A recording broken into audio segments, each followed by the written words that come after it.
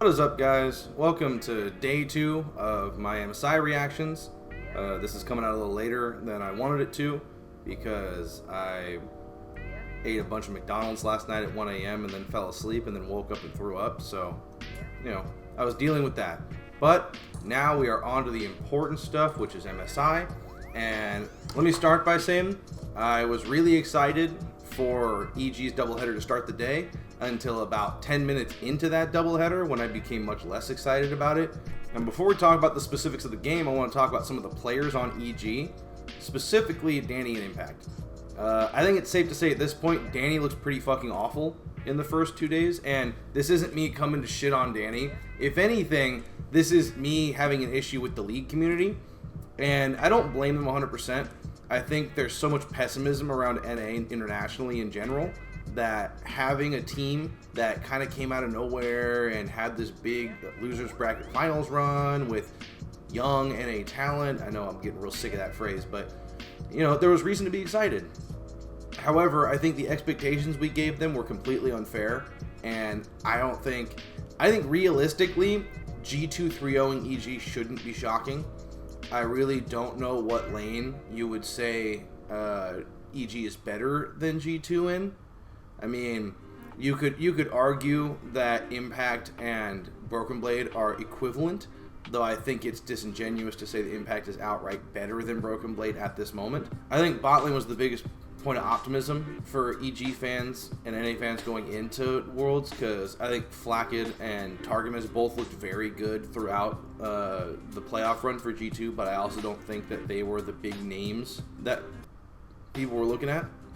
So to watch Flackid absolutely beat the shit out of Danny the whole game, watch it like, oh my god, watching Danny get hooked by Pyke at level 2 as Ezreal, it's one of those things, watching it seems so basic. You're like, sidestep the hook, and he did not sidestep the hook.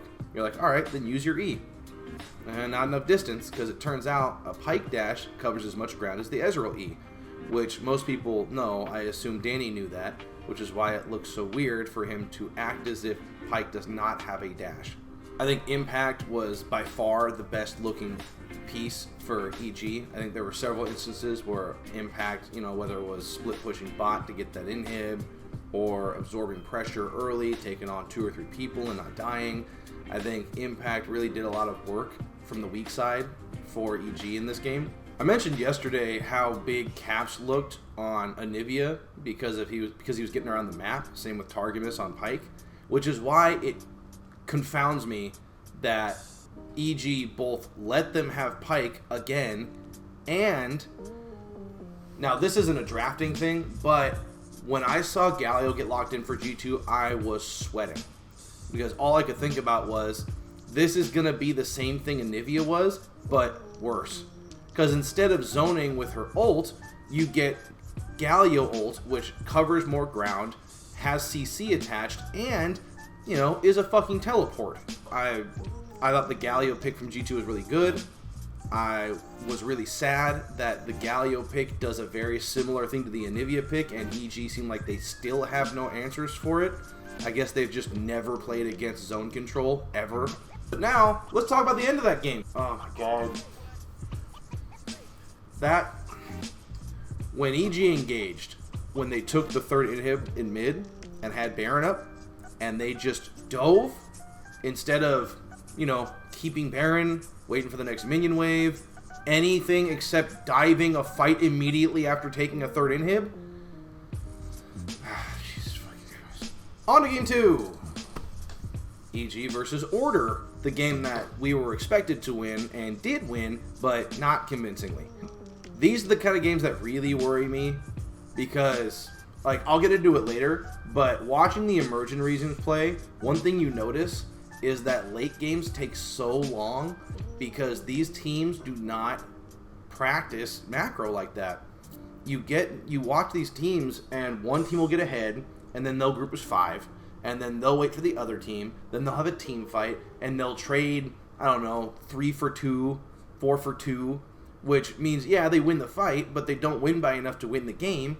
So then they go and try to get an objective with reduced numbers, and then they get that turned on by the rest of the people that they left alive in the last fight, and it's just chaos.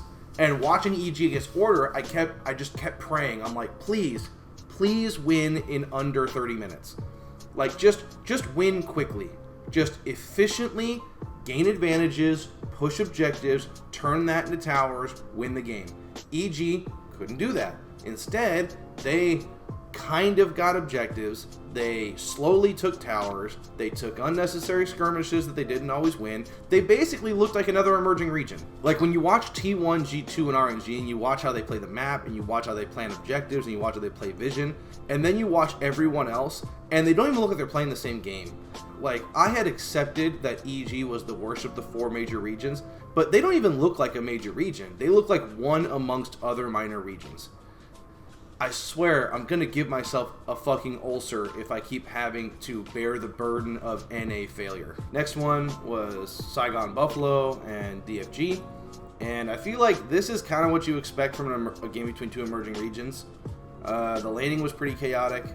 You had back and forth, and then once you got to mid-late game, it was basically all 5v5s around objectives. Felt very solo queuey. It was kind of just everyone get together, we all pick a spot, we all fight, whoever wins gets the thing. And again, and I don't want to sound like a broken record, but it really feels like some of the non-major regions really need to start figuring out how to play the map. And I'm not even saying like copy the major regions. What I mean is you need to come up with an identity to play the game with. A lot of these teams don't have an identity. A lot of it's just like, we play our lanes, gank occasionally, go for objectives, play 5v5s. Like, it's very generic. And I feel like if you're, especially as an emerging region, like, if you know you're going in with lower expectations, do weird shit. Like, we haven't seen a single mage bot laner, even though there are several bot laners that could work for that are meta right now. We haven't seen any assassin junglers. Like, we haven't seen any assassins mid.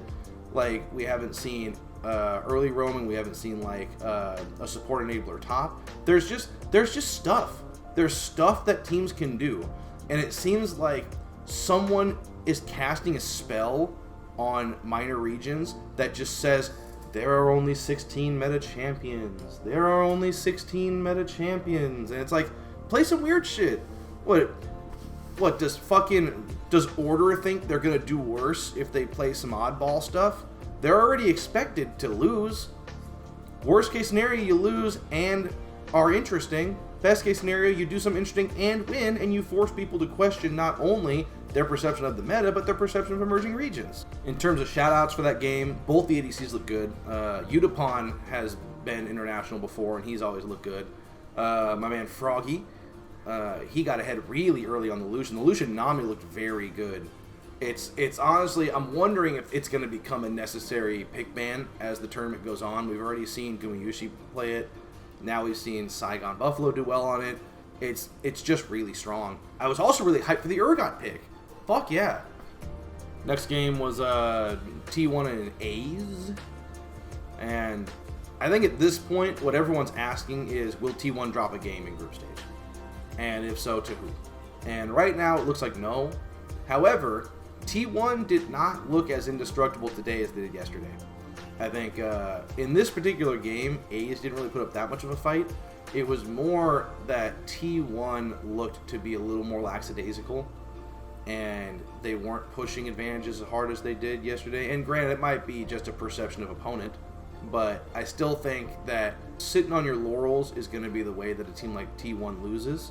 And we've seen in the past higher ranked teams lose to emerging regions for that exact reason. So I wouldn't be surprised if that's how they drop one. However, if I had between RNG and T1, I would probably say T1 is less likely to drop one, because RNG, they just play a riskier style of play. And I feel like that, just like today with PSG, which we'll get into later, I'm not saying they almost lost that game, but they did definitely give PSG more windows than T1 gave A's. Also, Wukong support, fuck yeah, that shit looked good. Not just good because it was diverse, but good because it looked really good. And it's scary. because Wukong is a 2, even 3 lane swing. You mean to tell me they won't put Wukong top to flex it, to use it as a flex for support? I think that T1 using that pick now was really smart. I think it looked really good, and I think that now teams that go up against them are going to have to consider it, which I think is the best application of a pocket sort of ran. If you can get 1 ban for that, the whole thing's worth it. I'm not going to talk about the game that much because honestly, not that much happened. It was a pretty boring game for the most part. I will say though, the top lane gank on Dimitri at 6 minutes and 30 seconds, and then the re-gank at like 8 minutes was just fucking soul crushing. I felt so bad, and that's the kind of stuff that makes T1 look scary. When you watch RNG, they look scary because like who's better than Gala? With their fingers. Who's actually gonna 1v1 Gala? No one really. But T1 do stuff on the map that makes me scared. Overall, T1 looked strong as they were expected to. I think that as the week goes on, we're either going to start seeing teams push harder early to try to exploit T1's preference for early game lead building, or everyone's just going to lose. Then we had Wildcats and Red Canids, and this was probably my second most anticipated game of the day, and it was the most disappointing. After yesterday, I really had hoped that Canids was going to look different, that they were going to have more control, have more focus, have more of a macro mentality, and this game against Wildcats showed that no. I think yesterday's game against PSG said more about PSG than did about Red Canids, because they didn't look terrible against Wildcats, but they looked random. They looked like whatever control they had yesterday was non-existent in this game. And that's the kind of stuff that'll get you an even record against other emerging regions. That is not the kind of thing that's going to get you wins against teams like RNG. And I think the dive at around 5 minutes is perfectly indicative of that point. I like that Red Canids tried that. I like that's where their head was at. I like that they tried to execute something that required a little more coordination, a little more map awareness. The problem is, it didn't fucking work. I feel like with Red Canids, though, I don't judge them as harshly, because like I just said about EG and other emerging regions, I would always rather watch a team like Red Canids try that dive and fuck it up than not do it and just sit in lanes. So as much as that dive didn't look good, I did really like that they did it. Wildcats for sure look better in this game, although again, it's tough. RNG is such a stone cold killer that you basically gain nothing from watching teams play against them. If this tournament is going to be teams take risks and play fun when they're against each other, and then they play like pussies and lose when they're against RNG, this is going to get very boring very quickly. I also wanted to comment on the Camille Galio combo. It's interesting. I feel like those two together ostensibly do what Rise does, which is offer side lane pressure with the ability to re-engage in fights, only it's deconstructed and split between the two of them. So now you've got Camille, who can split push, and Galio, who can offer that global pressure. And I think this is like a scarier version of that, because whereas with Rise, you have to pick one. If you want, you can side lane, but then you have to leave if you want to join the fight. Whereas the Galio Camille setup, you can have Camille splitting, and you can have Galio go from the team to join her, or you can have Galio off playing the middle between, say, bot and mid, with Camille splitting bot. You can have Galio play the middle around the river, and then he can split either direction, and he remains a threat on both sides. So I think having the Galio presence is really, it's a really strong way to play macro, especially if you're not that adept at macro. Like if TP timers and stuff tend to elude you, having a champion with a global or a distance ult built in, I think is really helpful. And what I'm wondering is if we're going to see more teams start playing other combos like that. I wouldn't be surprised to see a Shen top or a Shen support. I also wouldn't be surprised to see something like, maybe a Lucian mid that can double as a side lane threat. I wouldn't be surprised to see, even something like a Bard, honestly. I think at this point, teams just really need to feel like they have a safe way to split the map without feeling like they're abandoning teammates. I feel like a lot of teams with less macro experience tend to lean towards staying together as a pack of 5, which is what happened toward the end of this game. But I think the only way to beat bigger teams is to get away from that mindset. And the only way to get away from that is to give yourself some tricks that you can use to have macro options without needing summoners or rotations. And I think having champions with ultimates and with abilities that can offer that kind of mobility are really helpful. So I'm hoping that we see more of that from emerging regions as these games go on. And last game of the day, we got RNG and PSG. This game actually was closer than I thought it would be. PSG looked terrible yesterday and RNG looked unstoppable, so I kind of thought RNG would stomp the shit out of them.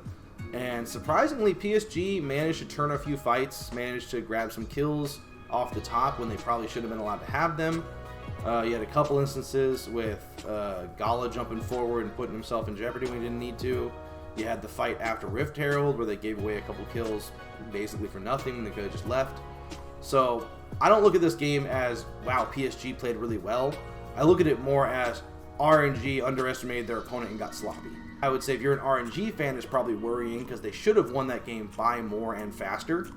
And if you're a PSG fan, as much as I would love to tell you that this is indicative of trends and you're going to start looking better, I don't think you look that much different than you did yesterday. I will say this, unlike yesterday against Canids, there was some metric of proactivity and a willingness to engage that you didn't have yesterday. And if that continues, I could see that introduction of chaos sort of helping out against teams that are more organized. PSG does not look good, and RNG does, and so I don't think there's much to gain insight-wise from this game. But I feel like it's going to be interesting to see how PSG lines up against the other emerging regions as the week goes on. Really, I just want to see the rematch between PSG and Red Canids to see if Red Canids actually just has their number or if PSG just came out flat-footed. And that's all the games from day 2. I want to give a few closing thoughts about some of the teams. First of all, with EG, what really worries me is that they looked pensive and nervous against G2 both times, and they looked real confident against Order. And I hate that.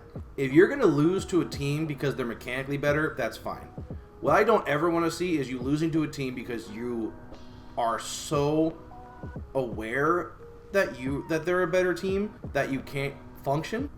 The only way EG is going to have an actual shot to go anywhere in this tournament is they have to play less respectfully. You have got to play like you're better than them. If you spend every game against G2 playing like G2's already better than you, they are better than you, and they're going to keep winning. The only way you're ever going to get a win off of them, and the only way you're really going to make it anywhere in the tournament, is you have to play like you deserve to be there. G2, on the other hand, looks fantastic. Now again, this is a grain of salt. As fucked up as it sounds as an NA fan, you have to ask yourself if G2 looks good because of the quality of competition. And no, G2 throwing their own Baron and then also throwing the fight after Baron to let EG almost win does not count as them looking challenged. It counts as EG looking challenged, mentally. But EG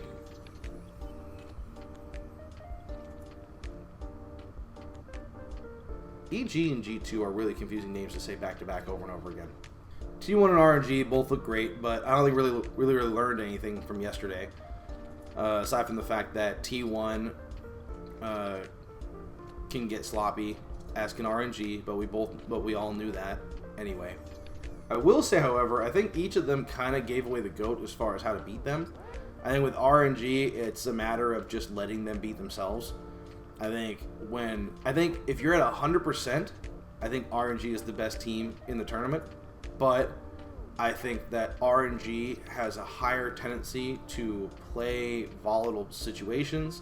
I think they have a higher tendency to go for fights they don't need. I think RNG is always in stomp mode. I don't think RNG wants to win. I think they want to stomp whoever they're playing against. And that is the best and worst thing about them. Whereas with T1, I think they are measured. I think they are calculating, which works for them, which is why I think their weakness is going to be chaos, as I mentioned the other day. I think that if you get a team who is really willing to fight against them early game and really willing to contest early objectives and early fights and keep things even with them going into mid game, I think that's your best shot. I think that T1 is beatable if you can keep things close early, but T1 has done such a good job of creating early leads that even out of nothing, just out of CS leads, I think it's a tall order, but I think it is possible. What was most disheartening about today, though, is I think we learned nothing about the emerging regions. I think that both of those games devolved into food fights, which is pretty standard for emerging regions, but I don't think it's going to get them very far. I don't think kills, record aside, I think if these emerging regions don't show proficiency with macro and map play, I think they're just going to be dead in the water as soon as they get put against an opponent that knows how to manipulate those advantages. So hopefully we see some adaptation from the emerging regions. Hopefully we see some fallibility from the major regions. Mainly, I'm always just interested in seeing the least likely outcome happen. So I am curious to see if the good teams stay good, if the lesser teams improve, and just seeing how the tournament evolves. I've been having fun with this. I hope you guys have been having fun watching, and I will talk to you guys tomorrow.